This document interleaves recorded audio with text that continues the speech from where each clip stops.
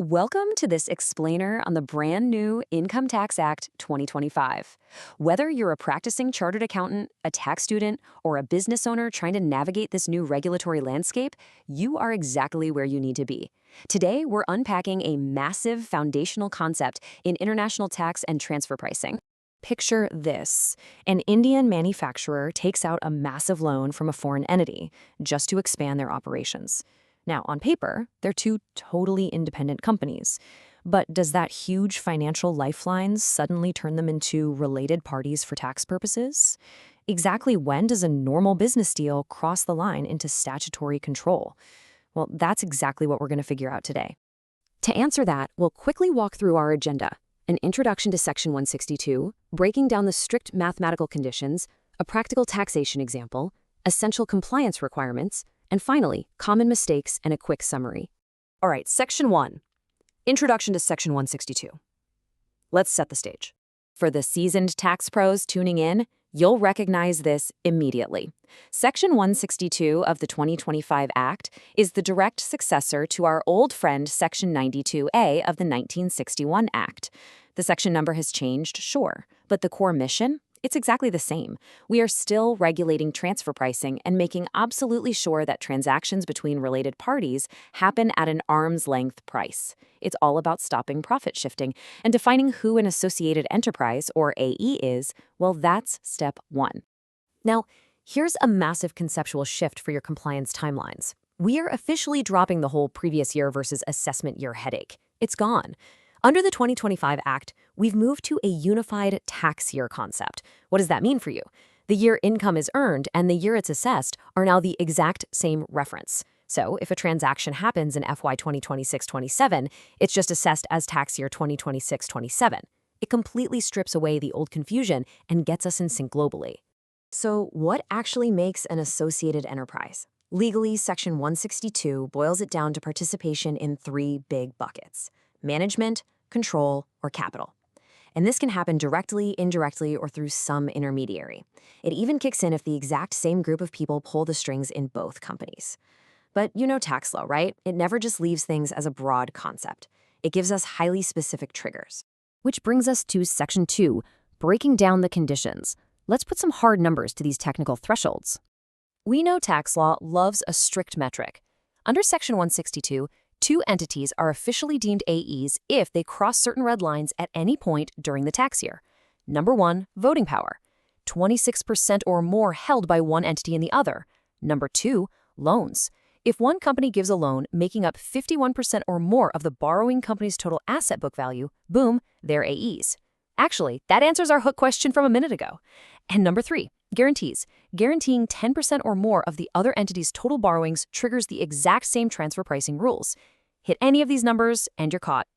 But listen, control isn't just about holding equity or signing big checks. Operational control is huge here. If an entity has the power to appoint more than half the board of directors, or honestly, even just one single executive director, the law sees them as AEs. And here's the real kicker. If an Indian business's entire manufacturing process relies completely on a foreign entity's intellectual property, think patents or secret formulas, they are tied together. The law looks right past the legal paperwork and stares straight at the actual substance of control. Okay, Section 3, a practical taxation example. Let's take all this theory and see how it plays out in the real world. Picture this scenario. Step 1. A foreign company grants an exclusive tech license to an Indian manufacturer. Now, they don't own a single share, they haven't loaned them a single rupee, but step 2, that Indian manufacturer's entire production line is literally 100% dependent on that specific patented tech. Because they are entirely reliant on it operationally, we hit step 3. Under Section 162, the law says nope, you are deemed associated enterprises. So every royalty payment going to that foreign entity is going to be put under a microscope by the tax department to guarantee it's at a strict arm's length price. Moving on to Section 4, essential compliance requirements. Now that we know who is an AE, how do we handle the safeguards? Under the new Income Tax Rules 2026, specifically Rule 77, you have got to maintain airtight, rigorous documentation. We're talking the classic FAR analysis, meticulously mapping out functions performed, assets employed, and risks assumed. Keep in mind, enterprise is a super broad term now. It even pulls in units for specified domestic transactions. You absolutely must keep a strict audit trail. Oh, and here is a massive update for you practitioners out there. If you're opting for the safe harbor rules, you literally have to provide the taxpayer identification number, or TIN, of the foreign AE in their home country. It is absolutely mandatory. Let's wrap things up with Section 5, Common Mistakes and Summary. These are the traps you definitely want to avoid. One of the biggest blunders professionals make is completely ignoring deemed international transactions.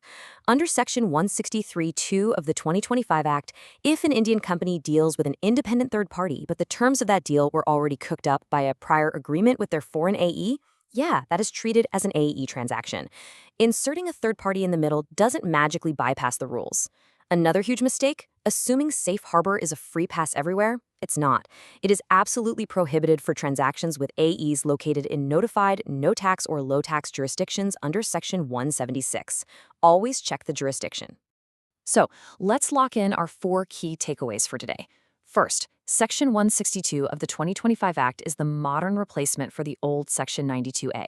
Second, AE status triggers at strict numbers, 26% equity, a 51% loan base, or a 10% guarantee.